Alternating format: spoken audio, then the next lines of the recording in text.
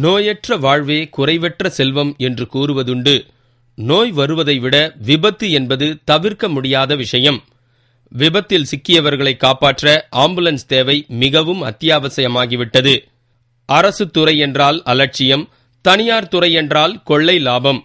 இதற்கு மாற்றாக public private partnership வராதா என்று ஏங்குபவர்களுக்கு வரப்பிரசாதமாய் வந்ததுதான் அவசர கால ஆம்புலன்ஸ் சேவை 108.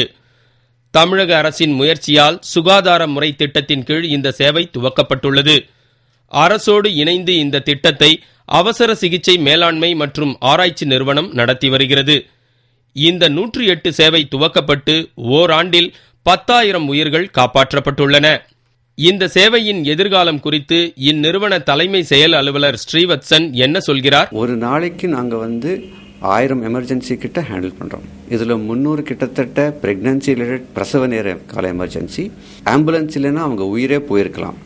அதில் அந்த மாதிரி 10,000க்கும் மேலான மக்கள் உயிரை நாங்கள் காப்பாற்றியுள்ளோம். இந்த ஆம்புலன்ஸ்ல எல்லா விதமான எக்யூப்மெண்ட்ஸும் இருக்கு உங்கள் உயிரை காப்பாற்றுவதற்கு. பேறுகால எமர்ஜென்சி, இல்ல ரோடு ஆக்சிடென்ட், இல்ல மாரடைப்பு, எந்த விதமான எமர்ஜென்சினாலும் தயங்காமல் எங்களுக்கு ஃபோன் பண்ணுங்க. 20 நிமிஷத்துக்குள்ள ஆம்புலன்ஸ் உங்களுக்கு சேர்ந்துவிடும். 2011 மார்ச் மாதம் முடிவதற்குள் 600 650 ஆம்புலன்ஸ் இயங்கும் என்று எதிர்பார்க்கப்படுகிறது. விபத்தில் சிக்கியவரை டாக்டரிடம் கொண்டு போனால் கொஞ்ச நேரத்திற்கு முன் கொண்டு வந்திருக்கலாமே என்று சொல்வது வழக்கம். மருத்துவ வட்டாரங்களில் இதை கோல்டன் அவர் என்று கூறுவார்கள். கோல்டன் அவர் நேரத்தை கருத்தில் கொண்டுதான் சிவப்பு விளக்கோடு ஆம்புலன்ஸ்கள் உலா வருகின்றன. அதற்கும் ஒரு படி மேலாக இந்த 108 சேவையில் முதல் உதவி சிகிச்சையும் அளிக்கப்படுகிறது. நான் இது வரைக்கும் நிறைய கேசஸ் பார்த்துருக்கேன். அதில் முக்கியமாக ஒரு ஆக்சிடென்ட் கேஸ் சொல்லணும்.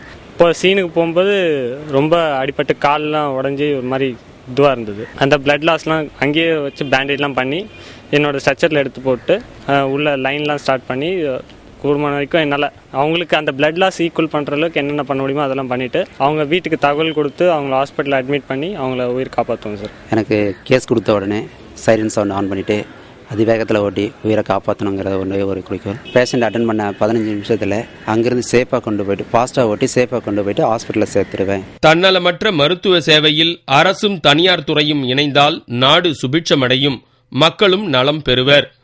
நல்ல விஷயங்கள் எங்கிருந்தாலும் நம் மக்கள் வரவேற்பவர்கள்தானே.